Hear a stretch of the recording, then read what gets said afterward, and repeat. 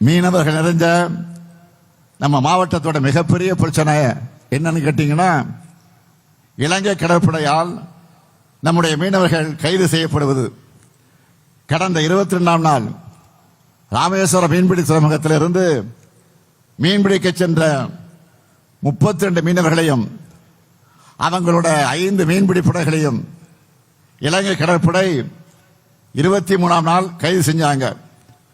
உடனடியாக இது தொடர்பாக இந்திய வெளியுறவுத்துறை அமைச்சருக்கு நான் கடிதம் எழுதியிருக்கிறேன். இந்த விவகாரத்தில் என்ன நடக்குது?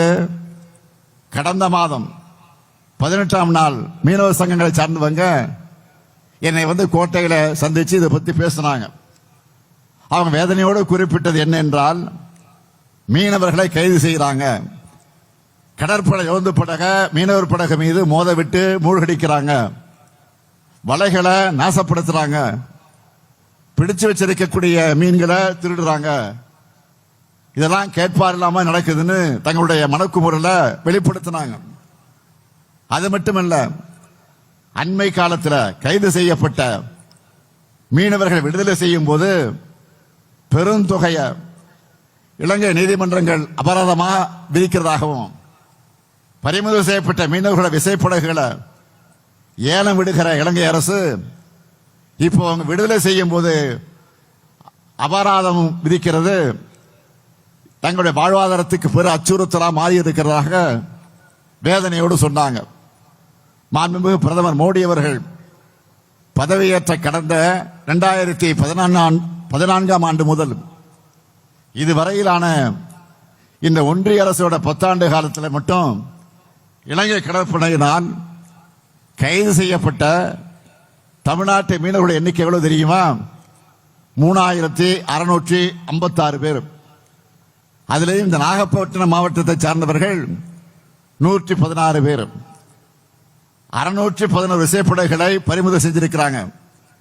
கடந்த ஆண்டு நவம்பர் 22ஆம் தேதி வரை இலங்கை கடற்படையினர் தமிழ்நாட்டு மீனவர்களை 736 முறை தாக்கி இருக்கிறதாக வெளியுறவுத்துறை இணையமைச்சர் அறிக்கை தாக்கல் செய்திருக்கிறார்.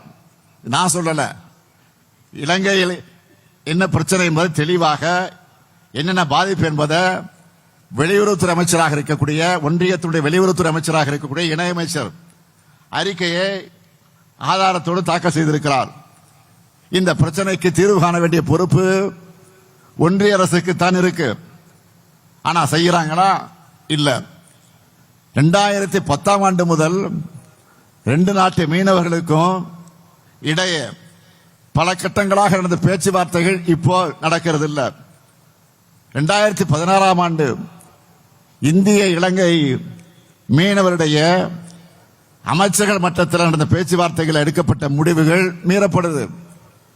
இலங்கை கடற்படையோட அடக்குமுறை தொடர்ந்துகிட்டே இருக்கு. இலங்கையோட வெளிநாட்டு மீன்பிடி தடை சட்டத்தால கொடுமைகள் அரங்கேறுது.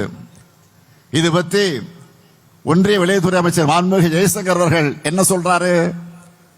இந்திய அரசோட தரப்புல வெளியுறவுத்துறை மீன்வளத்துறை அதிகாரிகள் 4 பேரும், இலங்கை அரசோட தரப்புல 4 பேரும் இணைஞ்சு ஒரு குழு அமைச்சு தமிழக மீனவர் பிரச்சனைக்கு தீர்வு கண்டு வரோம்னு சொன்னாரே தவிர, ஆனா இதுவரை எதுவும் நடந்ததாக இல்லை. அதுக்கு முதல்ல தமிழ்நாட்டு மீனவர்களை இந்திய மீனவர்களாக ஒன்றிய அரசு பார்க்கணும். மாண்புமிகு பாரத பிரதமர் அவர்களே, இதுல நீங்க தான் நேரடியாக தலையிட்டு தீர்க்கணும்.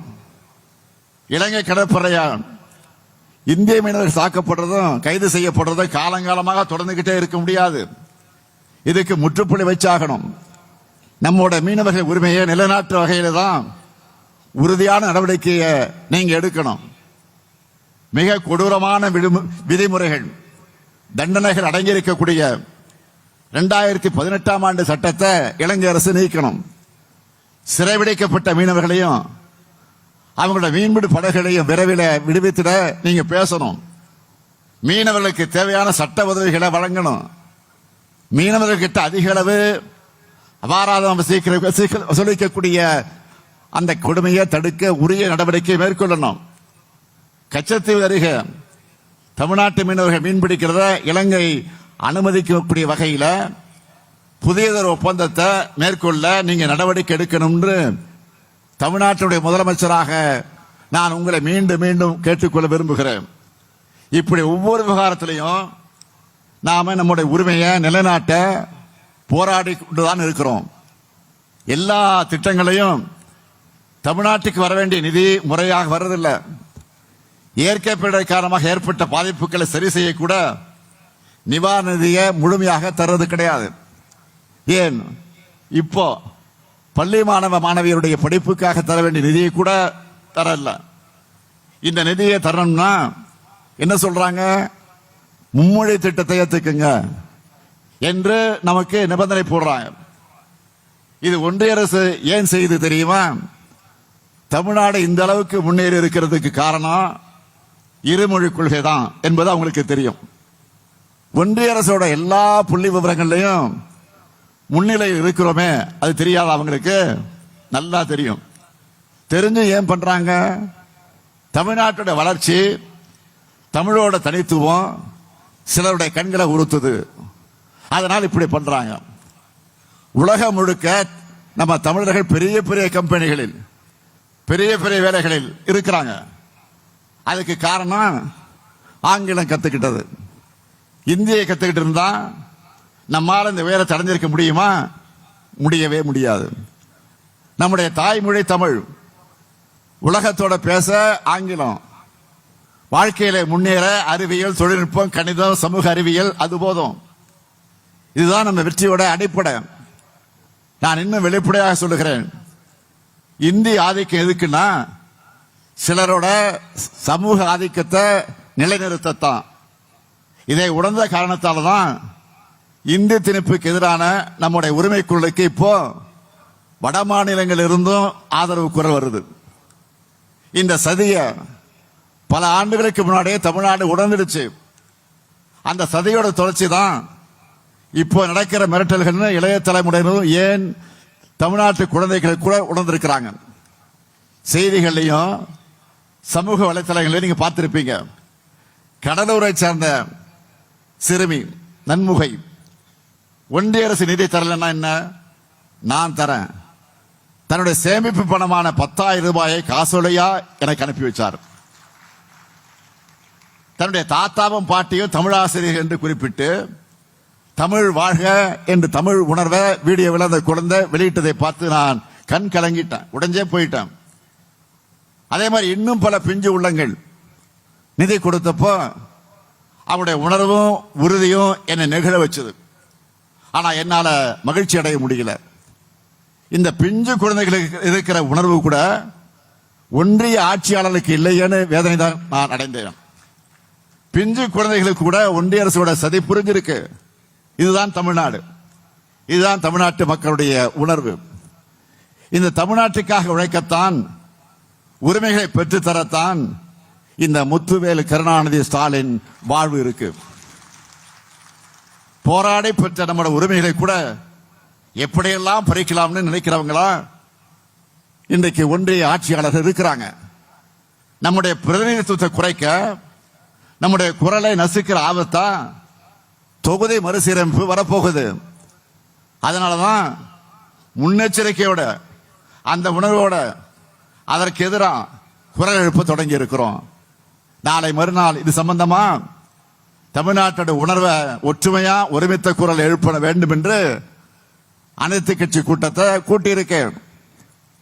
எல்லா பதிவு செய்யப்பட்ட கட்சிகளுக்கும் முறையா அழைப்பு அனுப்பி இருக்கிறோம். பலரும் கலந்துக்க விருப்பம் தெரிவிச்சிருக்கிறாங்க. ஒரு சிலர் கலந்துக்க மாட்டோம்னு சொல்லி இருக்கிறாங்க. இந்த மேடையில் நின்று மக்கள் முன்னாடி நின்று உங்க எல்லாருக்கும் நான் மீண்டும் அழைப்பு விடுக்கிறேன், தயவு செய்து அரசியல் வேறுபாடுகளை ஓரமாக வையுங்க. இது தமிழ்நாட்டுடைய உரிமை பிரச்சனை. சுயநலத்துக்காக நம்முடைய சந்ததிகளை அடகு வச்சிடாதீங்க. உங்க முடிவை மனசாட்சியோட மறுபரிசீலனை செய்யுங்க. நல்ல முடிவு எடுங்க. அனைத்து கட்சி கூட்டத்துக்கு வாங்க. எல்லாருக்கும் எல்லாம் என்ற ஆட்சி பாதையில் மகிழ்ச்சியான மலர்ச்சியான வளர்ச்சியான தமிழ்நாட்டை உருவாக்குவோம். இந்தியாவின் முதன்மை மாநிலமாக வெற்றி நடை போடுவோம். அதற்கு எந்த இடம் இருந்தாலும் யார் தடை போட்டாலும் அதை வென்று இந்த தமிழ்நாட்டை மக்களான உங்க துணையோட இந்த முத்துவேல் கருணாநிதி ஸ்டாலின் காப்பாற்றுவான். தமிழ்நாடு போராடும், தமிழ்நாடு வெல்லும். நன்றி, வணக்கம்.